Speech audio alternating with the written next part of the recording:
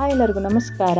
ನೀವು ನೋಡ್ತಾ ಇದ್ದೀರಾ ಇರಾಜ್ ಕಿಚನ್. ನಾವಿವತ್ತು ಹೆಲ್ದಿ ಆ್ಯಂಡ್ ಟೇಸ್ಟಿಯಾಗಿ ರಾಗಿ ರೊಟ್ಟಿ ಹೇಗೆ ಮಾಡೋದು ಅಂತ ನೋಡ್ಕೊಂಬರೋಣ ಬನ್ನಿ.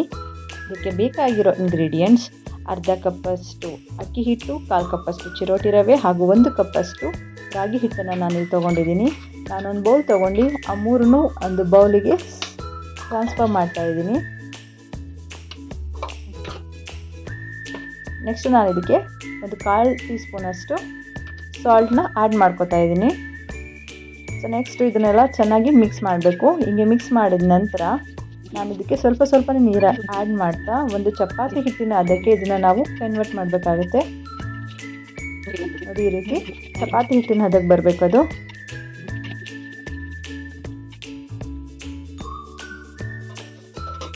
ಚಪಾತಿ ಹಿಟ್ಟಿನ ಅದಕ್ಕೆ ಬಂದ ನಂತರ ನಾವು ಇದನ್ನು ನೆನೆಯೋದಕ್ಕೆ 10 ಮಿನಿಟ್ಸ್ ಬಿಡಬೇಕು.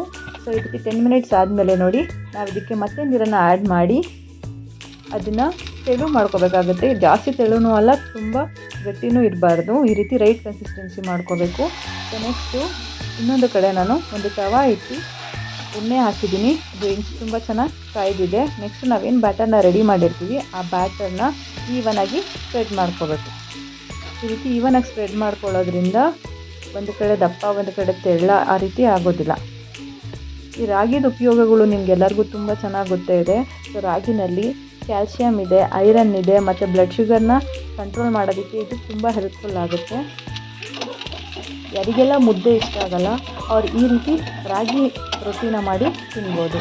ಸೊ ನೆಕ್ಸ್ಟ್ ನಾನು ಇದಕ್ಕೆ ಸ್ವಲ್ಪ ನೀರನ್ನು ಆ್ಯಡ್ ಮಾಡ್ತಾ ಇದ್ದೀನಿ. ಸೊ ಈ ರೀತಿ ನೀರನ್ನು ಆ್ಯಡ್ ಮಾಡೋದ್ರಿಂದ ಏನಾಗುತ್ತಪ್ಪ ಅಂದರೆ ಅಲ್ಲೇನು ವೈಟ್ ಪ್ಯಾಚಸ್ ಕಾಣಿಸ್ತಾ ಇದೆ ಅದೆಲ್ಲ ಕಾಣೋದಿಲ್ಲ. ನೀವು ಬೇಕಾದರೆ ಆಯಿಲ್ ಅಥವಾ ತುಪ್ಪನೂ ಆ್ಯಡ್ ಮಾಡ್ಕೊಬೋದು.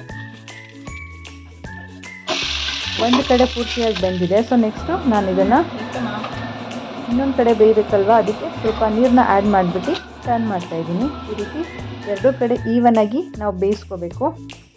ಸೊ ನೋಡಿದ್ರಲ್ಲ ಫ್ರೆಂಡ್ಸ್, ಎಷ್ಟು ಈಸಿಯಾಗಿ ನಾವು ರಾಗಿ ರೊಟ್ಟಿನ ಮಾಡ್ದು ಅಂತ. ಇದೇ ರೀತಿ ಹೊಸ ವಿಡಿಯೋಗಳಿಗಾಗಿ ನನ್ನ ಚಾನಲ್ನ ಸಬ್ಸ್ಕ್ರೈಬ್ ಮಾಡಿ. Thanks for watching.